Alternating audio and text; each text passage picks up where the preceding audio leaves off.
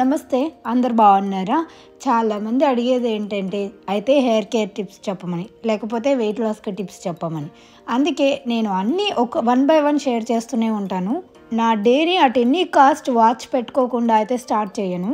అది తెలియని వాళ్ళు ఏం అడుగుతారంటే స్టైల్ కోసం పెట్టుకుంటా అంటారు, కానీ రియాలిటీ అది కాదు. దాంట్లో క్యాలరీస్, స్టెప్స్, మన స్టాండింగ్ అవర్స్ అంటే ఎంతసేపు యాక్టివ్గా ఉన్నాము అని చెప్పడానికి అవి క్యాలిక్యులేట్ అవుతాయి, కౌంట్ అవుతూ ఉంటాయి. అందుకని పెట్టుకుంటాను. పొద్దున్న నుంచి రాత్రి వరకు పెట్టుకుంటే అట్లీస్ట్ ఏవో ఒకటి కౌంట్ అవుతూ ఉంటాయి కదా అని చెప్పి. యాపిల్ వాచ్, అది డీటెయిల్స్ అడుగుతారు కాబట్టి చెప్తున్నాను. వెరీ ఓల్డ్ వన్, ఏ సిరీస్ కూడా నాకు గుర్తులేదు. అయితే ఇది గోండ్ కతీరా అనేదో ఉంటుంది కదా, అది నేను ఎక్కడో ఇంటర్నెట్లో బాగా చూసి ఒక నైట్ అంతా నానబెట్టాను. అలా వచ్చింది, కానీ టేస్ట్ ఏం లేదు. అందరు బాగున్నారా? ఈరోజు ఇంటర్మీడియట్ ఫాస్టింగ్లో what I eat in a day చూపిస్తాను నేను. ఈరోజు ఇంట్లో ఎవ్వరు లేరు. మా హస్బెండ్ ఆఫీస్కి వెళ్ళాడు, పిల్లలు స్కూల్కి వెళ్ళారు, సో నేను ఒక్కదాన్నే ఉన్నాను. సో ఇడ్లీలు అయితే చేశాను పొద్దున బ్రేక్ఫాస్ట్కి, పిల్లలకి స్కూల్కి కూడా అదే చేసి పంపించాను.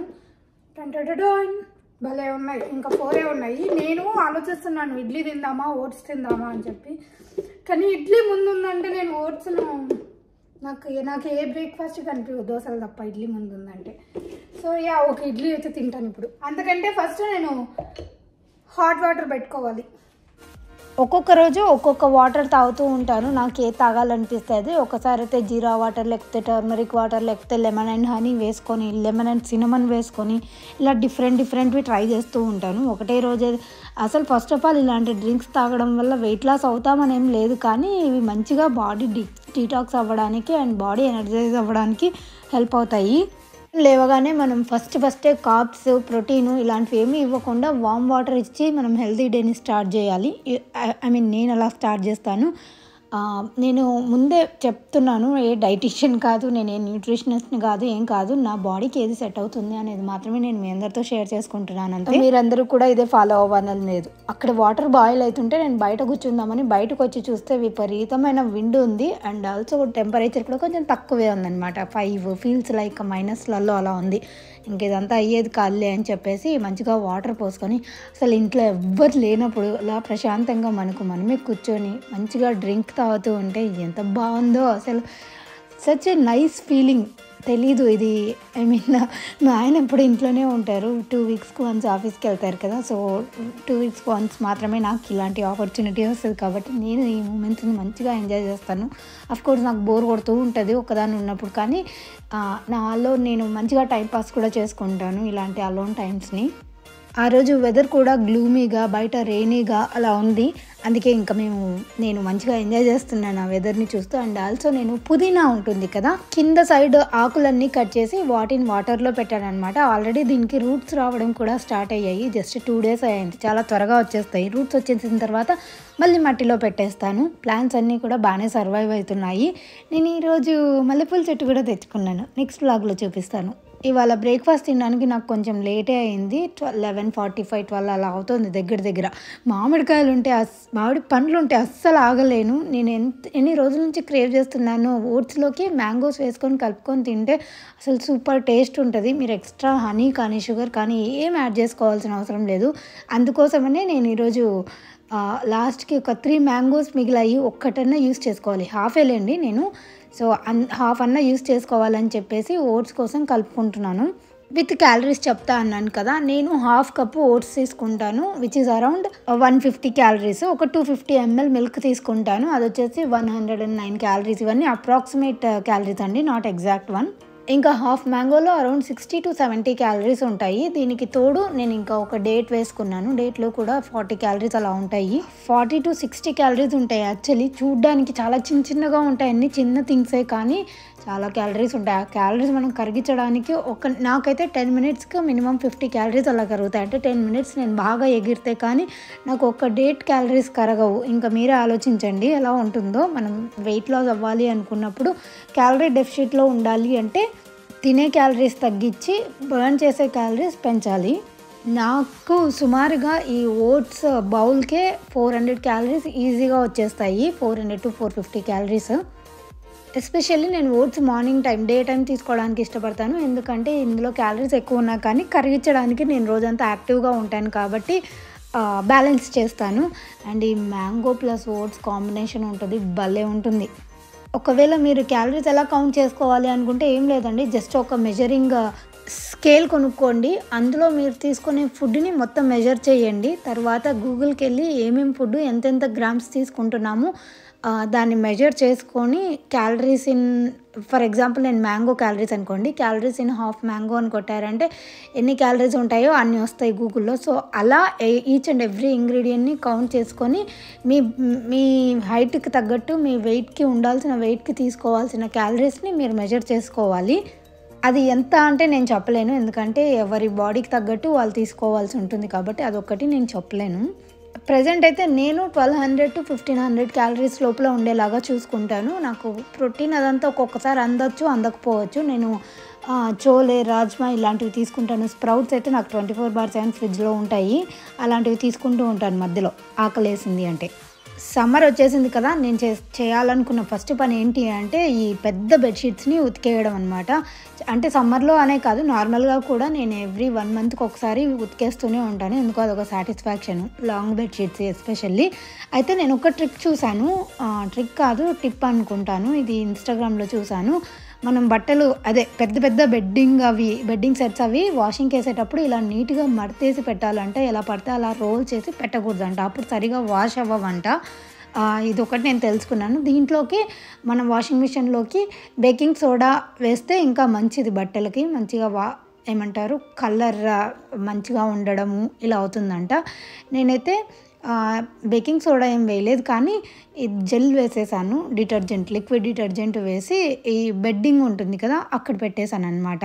దాంట్లోకి పెట్టి ఆన్ చేసేసాను. తర్వాత అది ఇంకా ఇలా రోల్ అవుతూ ఉంటుంది. ఇది 1 hour 15 minutes రన్ అవుతుంది. ఇది అయిపోయిన తర్వాత మళ్ళీ డ్రయర్లో ఇది వేసేస్తాను. మాకు డ్రయరు వాషర్ 2 డిఫరెంట్ ఉంటాయి కదా, డ్రయర్లో వేసేసి మళ్ళీ ఒక 1 hour పెట్టానంటే నార్మల్గా డ్రై అయిపోతుంది. కానీ నేనేం చేస్తానంటే ఇలా నైట్ అంతా బయట ఆరేస్తాను, బయట ఇన్ ద సెన్స్ ఇలాగా హాల్లో కానీ అలాగ మొత్తం ఆరేస్తాను. నెక్స్ట్ డే మార్నింగ్ ఇలా ఫోల్డ్ చేసి పెట్టేస్తే మనకి బెడ్షీట్ అనేది రెడీ అయిపోతుంది, నీట్గా వాష్ అయిపోతుంది. And that's how I clean my blankets. ఇంకా డేలో నా సెకండ్ మీల్ వచ్చేసి నేను ఈ పన్నీర్ స్టిర్ ఫ్రై చేసుకుంటున్నాను. నా డైటీషియన్ నాకు 40 grams ఇచ్చారు, సో దాన్ని నేను మేనేజ్ చేసుకుంటున్నాను. 40 grams ఇంత వస్తుంది, తక్కువేం కాదు పన్నీర్. అండ్ దాంట్లోకి వెజ్జీస్ ఎన్ని వీలైతే అన్ని, నా దగ్గర ఇంకా బీట్రూట్ ఇలాంటివి లేవు, అందుకే నేను యాడ్ చేసుకోలేదు. అండ్ స్ప్రౌట్స్ డెఫినెట్లీ యాడ్ చేసుకుంటాను. 50 grams స్ప్రౌట్స్ యాడ్ చేసుకుంటాను. యూజువల్లీ 100 grams యాడ్ చేసుకోమంటారు, కానీ నాకు 50 grams ఎనఫ్ అనిపించింది ఈరోజు. తర్వాత నేను స్టిర్ ఫ్రై అంటే ఏంటంటే జస్ట్ నార్మల్గా ఆయిల్ అప్లై చేస్తాను ప్యాన్కి, జస్ట్ 1 spoon ఆయిల్ అలా స్ప్రెడ్ చేస్తాను. తర్వాత అన్నీ ఇలాగ నార్మల్గా ఫ్రై చేసుకుంటాను అనమాట. మనం ఇవన్నీ ఏదో డీప్ ఫ్రై లాగా కాకుండా నార్మల్గా ఇలా ఫ్రై చేసుకోవాలి ఉడికేంత వరకు, అంతే. జస్ట్ అలా ఫ్రై అయితే సరిపోతుంది, మరి మనం గట్టిగా అలా మెత్తగా అలా అంత అవ్వాల్సిన అవసరం కూడా లేదు. నాకు పన్నీర్ని ఏంటంటే ఇలాగా బాగా డీప్ బ్రౌన్ వచ్చే కలర్లో ఫ్రై చేసుకుంటే ఇష్టం. ఒకవైపు మా ఆయనేమో వంకాయ కర్రీ చేసుకుంటున్నారు, ఎవరిది వాళ్ళం చేసుకుంటున్నాం బేసిక్గా.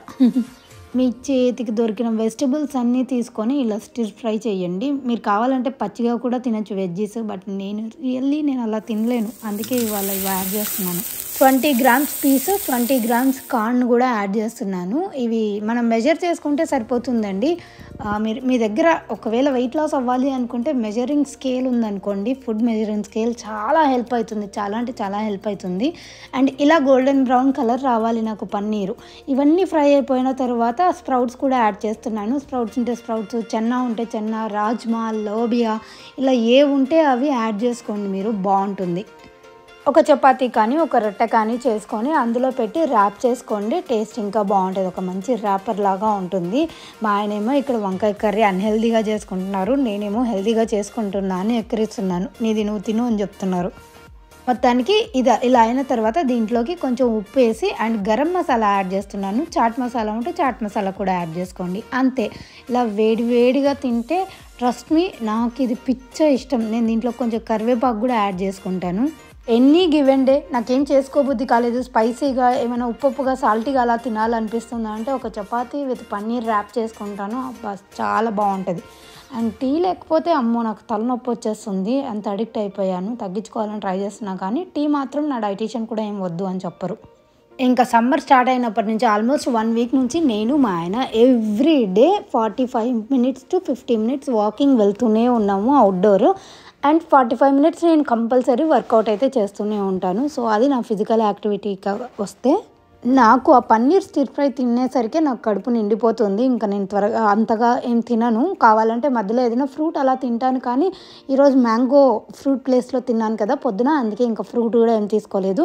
అండ్ ఎవ్రీడే నా డైట్లో ఒక ఆకుకూర ఉండేలాగా, అట్లీస్ట్ వీక్కి 4 డేస్ అన్న ఆకుకూరలు ఉండేలాగా చూసుకుంటాను. ఈరోజు అయితే ఏం లేదు, కానీ ఈరోజు ఒక హెల్తీగా జొన్న దోశ చేసుకుంటున్నాను. జొన్న రొట్టె రాని వాళ్ళు ఉంటారు కదా, అలాంటి వాళ్ళ కోసం జొన్న దోశ చేస్తున్నాను. 1 కప్పు జొన్న పిండి తీసుకొని ఒక 2 స్పూన్స్ రైస్ ఫ్లోర్ యాడ్ చేశాను. అండ్ 2 కప్స్ వాటర్ యాడ్ చేసి ఒక అర్ధగంట సేపు పక్కన పెట్టేశాను. ఈ తర్వాత నేను ఈలోపు నన్ను పాత్రలన్నీ కడిగేసుకొని దాంట్లోకి వెజ్జెస్ ఏమేమి యాడ్ చేయాలో అవి కూడా కట్ చేసుకున్నాను.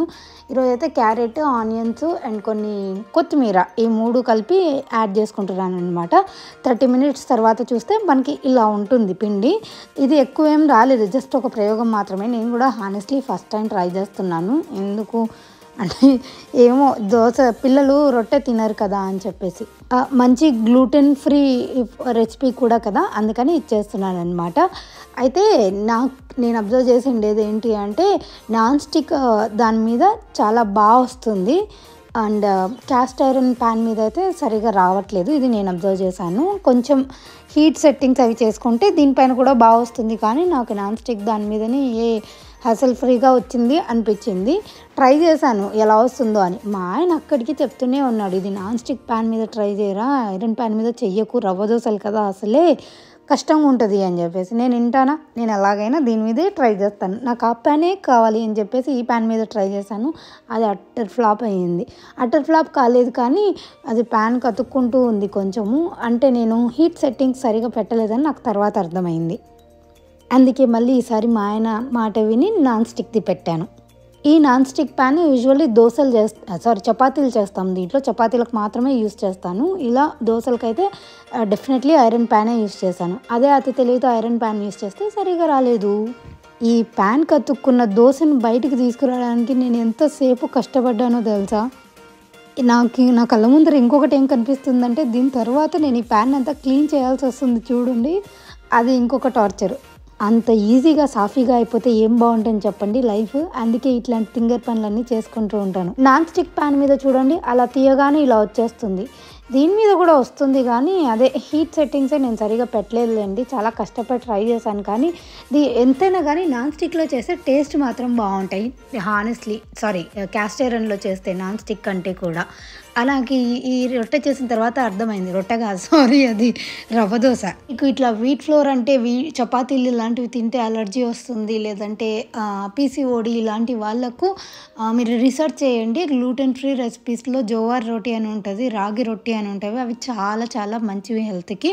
ఒక్కసారి రీసెర్చ్ చేయండి. పీసీఓడి దాని గురించి నాకు ఐడియా లేదు, అందుకే చెప్తున్నాను. వీట్ ఫ్లోర్ అలర్జీస్ కానీ చాలామంది కిడ్స్కి అలర్జీస్ వస్తూ ఉంటాయి. వాళ్ళకి ఇలాంటి గ్లూటెన్ ఫ్రీ రెసిపీస్ పెట్టడం అనేది వాళ్ళ హెల్తీ డైట్లో ఇది ఒక రొటీన్ లాగా చేయాలి. అండ్ నేను చేసిన ఒక ఫ్లోర్ పిండికి ఒక 5 నుంచి 6 దోశలు అయ్యాయి చిన్నవి. సో మీరు అది ఫ్యామిలీకి తగ్గట్టు చూసుకోవాలి. కాకపోతే చాలా టైం కూడా పడుతుంది. పండుకైతే చాలా చాలా నచ్చాయి ఈ దోశలు. 2 ప్యాన్ల మీద పెట్టి వీరనార్లాగా యుద్ధం చేస్తున్నాను. ఆ 2 ప్యాన్లతో అసలు ఎంత కష్టపడాల్సి వచ్చిందో నాకైతే సరిగా రావట్లేదు. టేస్ట్ కూడా యావరేజ్గా అనిపించింది నాకైతే. బట్ పండుగ బాగుందంట. Dosas with peanut chutney, 50 grams peanut chutney వచ్చేసి మనకు అప్రాక్సిమేట్లీ 350 క్యాలరీస్ అలా ఉంటాయి. సో టోటల్గా నాకు డేలో అయితే నేను 1200 క్యాలరీస్ మీట్ అయ్యేలాగా చూసుకుంటాను. తక్కువ అంటే ఎక్కువ అంటే 1500 క్యాలరీస్ వరకు. బట్ దాన్ని బర్న్ చేయడానికి కూడా, ఆ క్యాలరీస్ని బర్న్ చేయడానికి కూడా అంతే కష్టపడతాను. సో బ్యాలెన్స్ చేస్తున్నాను బేసిక్గా. ముందు ఇంకా సీరియస్గా తీసుకొని ఇంకా స్ట్రిక్ట్గా ఫాలో అవుదామని చూస్తున్నాను. హోప్ఫుల్లీ నేను అది సక్సీడ్ అవుతాను అనుకుంటున్నాను.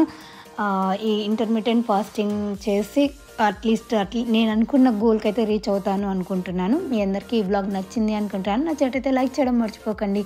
Thank you so much for watching. Have a good day. Bye. And మీరు కానీ సబ్స్క్రైబ్ చేసుకోకపోతే సబ్స్క్రైబ్ చేసుకోండి. Thank you so much. Bye.